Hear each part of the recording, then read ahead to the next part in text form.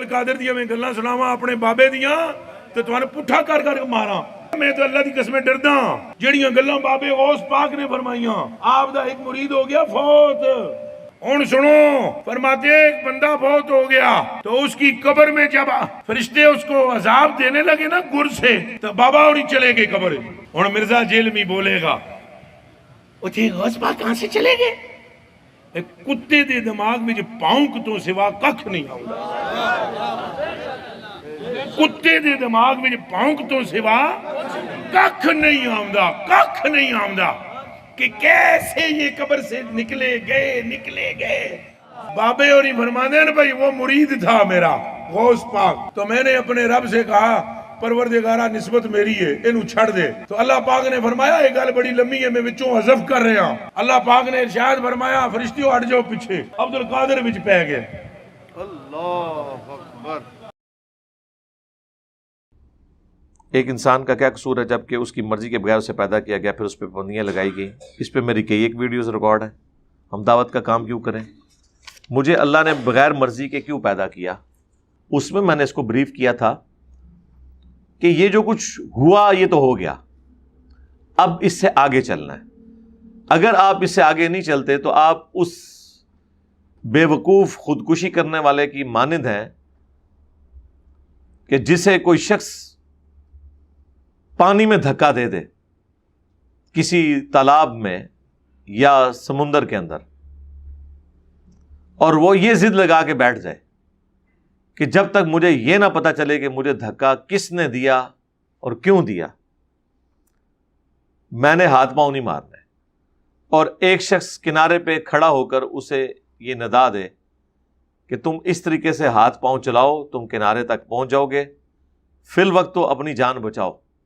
और वो कहे कि नहीं, चूंकि मुझे पूछे बगैर धक्का दिया गया, मेरे से मशवरा नहीं किया गया, मैंने हाथ पांव नहीं चलाने। तो अगर ऐसा करने से वो किनारे लग जाता है तो ठीक है, अकड़ के जिंदगी गुजारे। और अगर ऐसा करने से भी वो मरता ही है तो बेहतर ये है कि जो समुंदर के किनारे खड़ा होकर शख्स निदा लगा रहा है उसकी निदा पर चले, किनारे पे आ जाए, फिर आगे तहकीक कर ले कि क्यों निकाला या यूं निकाला। ठीक है, तो वो शख्स जो समुंदर के किनारे निदा लगा रहा है ना, वो वक्त का पैगंबर होता है और डूबने वाली इंसानियत होती है। और वो निदा लगाने वाला भी एक सच्चा इंसान होता है। और वो कहता है कि तुम्हारे रब ने तुम्हें यहां जिंदगी में किसी मकसद के तहत भेजा है, इस तरह जिंदगी गुजारो, इस तरह हाथ पांव चलाओ तो कामयाब हो जाओगे। जन्नत में जब पहुंच जाओगे फिर रब से गिला कर लेना। ये तो है उसका टेक्निकल जवाब। अल्लाह ताला ने जो जवाब दिया वो तो बड़ा सख्त है। सूरतुल अंबिया में ला युसअलु अम्मा यफ़अल वहुम युसअलून, अल्लाह को कोई पूछ ही नहीं सकता कि उसने कोई काम क्यों किया, क्योंकि क्रिएटर है। अल्लाह हर एक को पूछ सकता है कि भाई तूने ये काम क्यों किया। अल्लाह ने इस तरह के सवालात ही बैन किए हैं। इसे कहा जाता है विल ऑफ गॉड।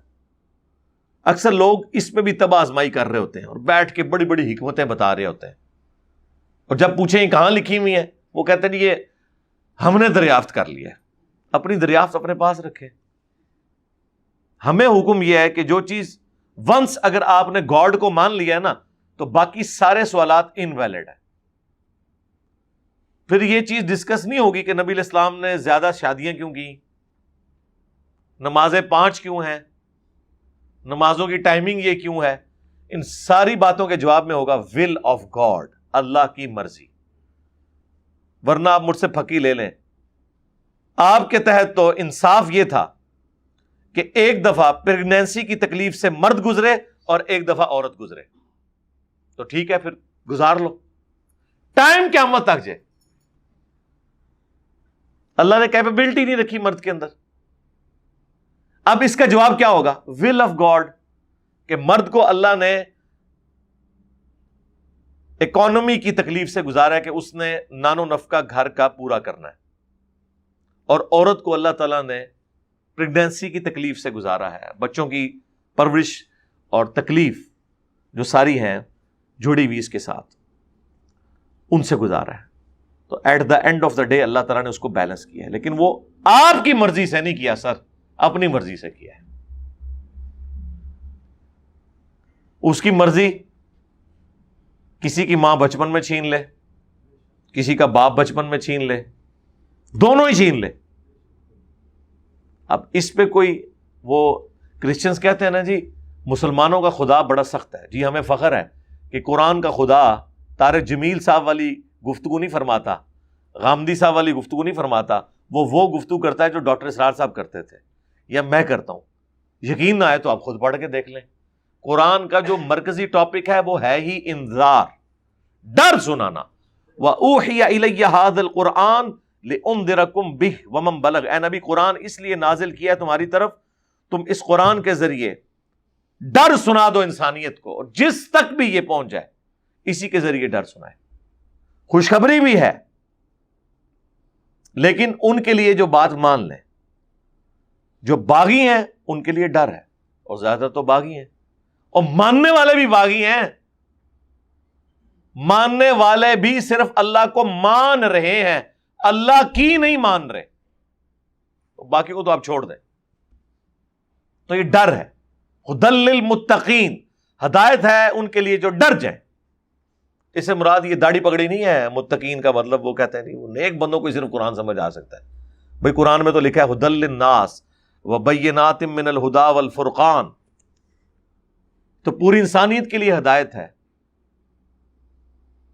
اس میں ہدایت کے روشن دلائل ہیں، اور یہ فرقان ہے، حق اور باطل میں تمیز کرنے والی کتاب. اس میں تو ہدی للناس ہے.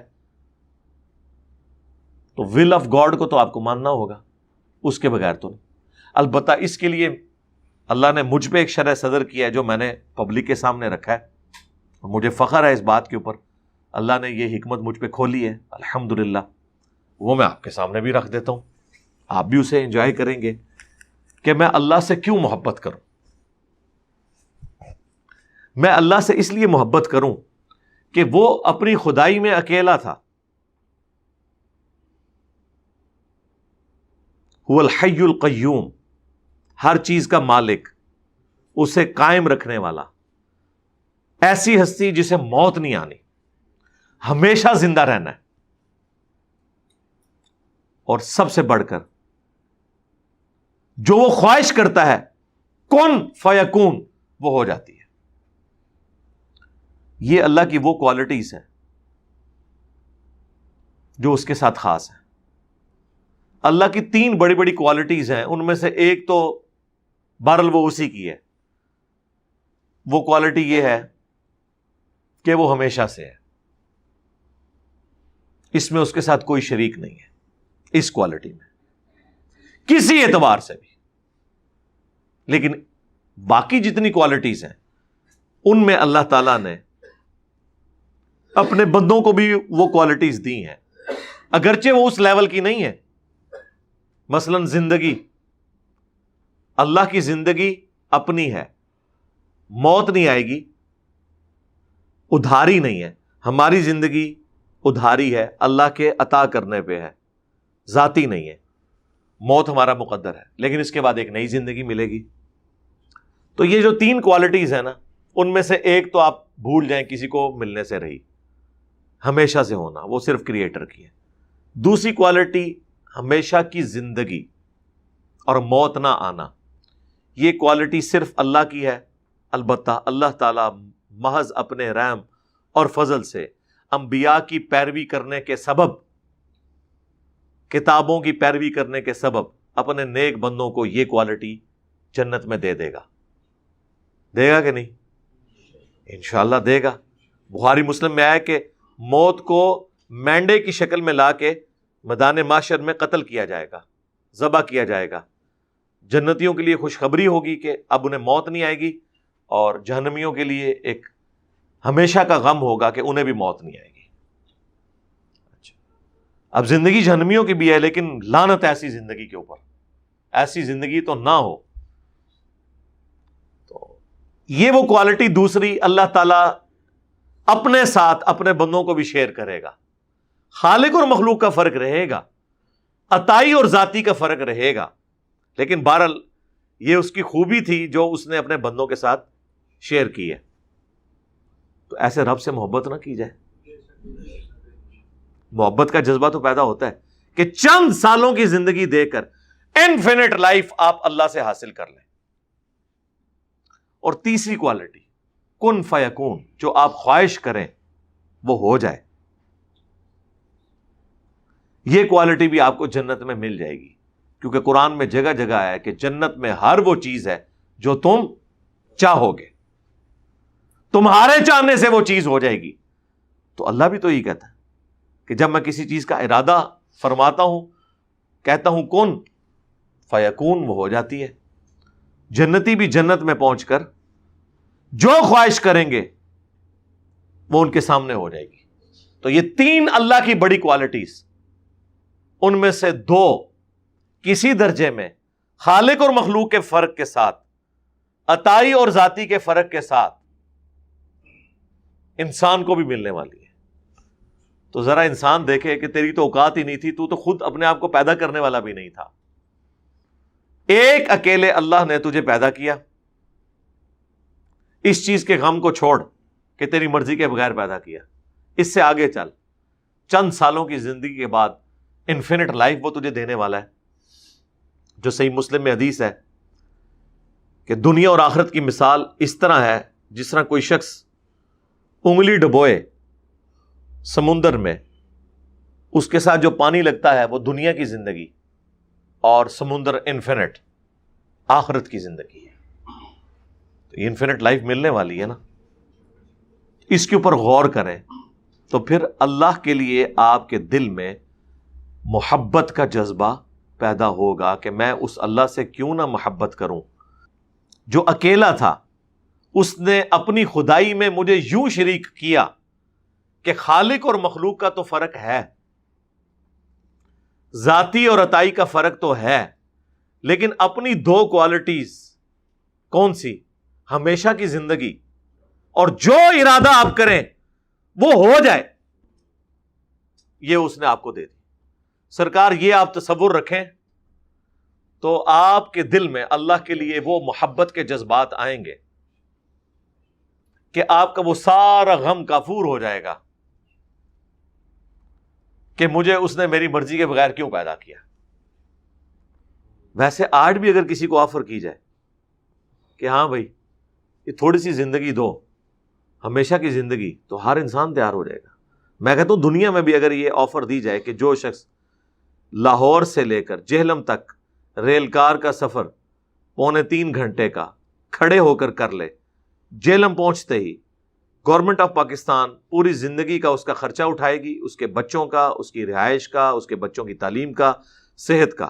صرف ایک تھوڑی سی تکلیف کاٹ لے کہ کھڑا ہو کر سفر کر لے،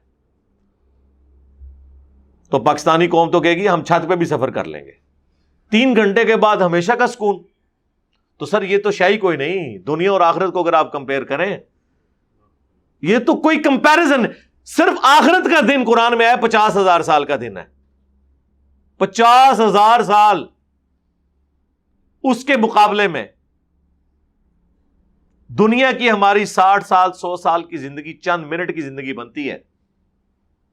جنت کو تو آپ چھوڑ دیں، ان 50,000 سالوں کا امن بھی کسی کو نصیب ہو جائے جو بخاری مسلم میں آئے، لوگوں کو اللہ کے عرش کا سایہ نصیب ہوگا. اللہم اجعلنا منہم، آمین. اللہ تعالیٰ ہمیں ان میں شامل فرما. تو وہ بھی اگر کسی کو حاصل ہو جاتا ہے تو وہ بہت بڑی کامیابی. اس کے بعد کی زندگی تو آپ چھوڑ دیں، کس لیول کی کامیابی ہے. اچھا، یہ وہی کانسیپٹ ہے جس کے لیے میں نے ایک ٹرم ڈیوائز کی تھی، منی گاڈ، جس کو کافی اٹھایا. ان لوگوں نے اٹھایا جنہوں نے قبروں میں پڑے ہوئے بابوں کو منی گاڈ نہیں بڑا گاڈ بنایا ہوا ہے. یار جب آپ کو کہیں کہ عبد القادر جیلانی نے روح کھو لی تو وہ تو خدا سے بڑا خدا بنا لیا نا. قادر دیا میں گلاں سناواں اپنے بابے دیاں تے تواں پٹھا کر کر ماراں. میں تو اللہ دی قسمیں ڈردا جڑیاں گلاں بابے غوث پاک نے فرمائیاں. آپ دا ایک مرید ہو گیا فوت. ہن سنو، فرماتے ایک بندہ فوت ہو گیا تو اس کی قبر میں جب فرشتے اس کو عذاب دینے لگے نا گر سے، تو بابا اور ہی چلے گئے قبر. ہن مرزا جیلمی بولے گا، وہ جی غوث پاک کہاں سے چلے گئے؟ ایک کتے دے دماغ میں جو پاؤنک تو سوا ککھ نہیں آؤں، کتے دے دماغ میں جو پاؤنک تو سوا ککھ نہیں آؤں کہ کیسے یہ قبر سے نکلے گئے۔ بابے اور ہی فرمانے ہیں بھائی وہ مرید تھا میرا غوث پاک، تو میں نے اپنے رب سے کہا پروردگارہ نسبت میری ہے انہوں چھڑ دے، تو اللہ پاک نے فرمایا یہ گل بڑی لمبی ہے میں وچوں حذف کر رہا ہوں۔ اللہ پاک نے ارشاد فرمایا فرشتیوں ہٹ جاؤ پیچھے، عبد القادر وچ پہ گئے۔ اللہ اکبر۔ کیونکہ وہ اسرائیل کس کی مرضی سے آتا ہے؟ اللہ کی مرضی سے۔ تو جن لوگوں نے قبروں والوں کو مدد کے لیے پکارا، مرے ہوئے لوگوں کو، ان کا ایاک نعبد و ایاک نستعین کی وائلیشن کا یہ لیول ہو، اور وہ ہمیں کہیں کہ جی انجینئر صاحب جو ہیں وہ دیکھیں وہ تو منی گاڈ لفظ بولتے ہیں، تو انجینئر صاحب نے خالی یہ جملہ بولا تھا، یہ پوری تمہید میں نے بیان کی تھی، اس پہ پھر میں نے ایک ٹرم ڈیوائز کی تھی، اور میں نے اس کے لیے لفظ بولا تھا خالق اور مخلوق کے فرق کے ساتھ۔ قرآن میں بھی موجود ہے سورہ الزمر میں کہ اگر اللہ نے اپنا بیٹا کسی کو چننا ہوتا نا، مخلوق میں سے جسے چاہتا چن لیتا، لیکن ہوتی وہ مخلوق، یعنی اللہ تعالیٰ اپنا بیٹا بھی مخلوق میں سے چننے کے اعتبار سے بات کر رہا ہے کہ اگر میں چاہتا تو چن لیتا، لیکن وہ ہوتی مخلوق، بیٹا ہوتا لیکن مخلوق ہوتی۔ اور یہاں تک کہ قل ان کان للرحمن ولد فانا اول العابدین، اے نبی صلی اللہ علیہ وآلہ وسلم ان سے فرماؤ کہ بالفرض اگر اللہ کا کوئی بیٹا ہوتا تو سب سے پہلے میں اسے پوچھ رہا ہوتا۔ ظاہر ہے پھر وہ اگرچہ وہ اللہ کا بیٹا ہوتا، معبود بھی ہوتا، لیکن وہ اللہ کی وہ کوالٹی جو ہمیشہ سے ہونے والی ہے وہ اس کو حاصل نہ ہوتی، کیونکہ ونس کوئی کریٹڈ ہو جائے تو وہ پھر اللہ نہیں رہتا۔ یہ اللہ کی کوالٹی ہے کہ لم یلد ولم یولد، لیکن پھر بھی اللہ نے فرمایا کہ اگر ہم نے کسی کو بیٹا چننا ہوتا نا، مخلوق میں سے کسی کو چن لیتے کہ یہ ہمارا بیٹا ہے، لیکن ہوتی وہ مخلوق۔ تو اس اعتبار سے اللہ تعالیٰ نے یہ پاسبلٹی تو قرآن میں بھی بیان کی ہے کہ اگر ایسا ہوتا۔ ہم نے تو آپ کو کوالٹیز کے اعتبار سے ایک ٹرم ڈیوائز کی ہے۔